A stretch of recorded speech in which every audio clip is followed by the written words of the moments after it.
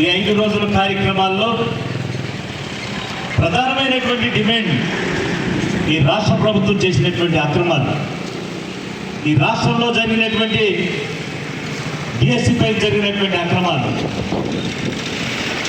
కష్టపడి చదువుకుని నాకు ఉద్యోగం వస్తుందని ఆశపడి నేను ఫస్ట్ ర్యాంకులో ఉన్నాను, సెకండ్ ర్యాంకులో ఉన్నాను, నాకు ఉద్యోగం వస్తుందని ఆశపడి కష్టపడి చదివినటువంటి విద్యార్థులకు మొండి చేసి చూపించినటువంటి ఈ ప్రభుత్వానికి నిరసన కాలం.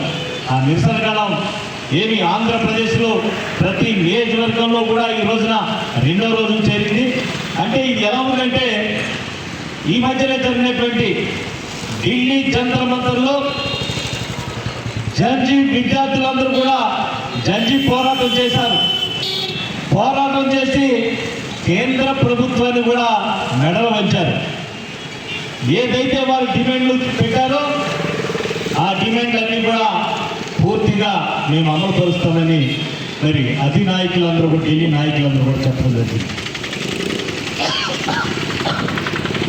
అలాంటి పరిస్థితి ఈరోజు మనం ఒక్కసారి ఆలోచన చేసుకుంటే, అంటే ఈ ఆంధ్ర రాష్ట్ర ప్రభుత్వంలో ఈ ప్రభుత్వం చేసే తప్పిదాలు, వీళ్ళను ఈ రోజున ప్రభుత్వానికి అడ్డుకట్ట వేయాలంటే, వీళ్ళు చేసిన అక్రమాలకు అడ్డుకట్ట వేయాలంటే మరో జడ్జి పోరాటం ఆంధ్రప్రదేశ్కి రాబోతుందా అనేది ఇవాళ విద్యార్థులు, యువకులంతా కూడా ఎదురు చూస్తున్నారు.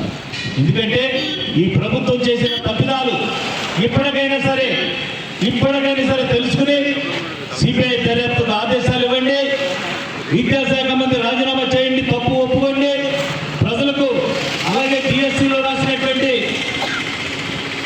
డిఎస్సిలో మరి రాసుకుని నాకు ఉద్యోగం వస్తుందని ఎదురు చూసిన వాళ్ళందరికీ కూడా ఈ రాష్ట్ర ప్రభుత్వం తరఫున విద్యాశాఖ మంత్రి క్షమాపణ చెప్పాలి. లేకపోతే మా బిడ్డలు బాగా చదువుకున్నారు,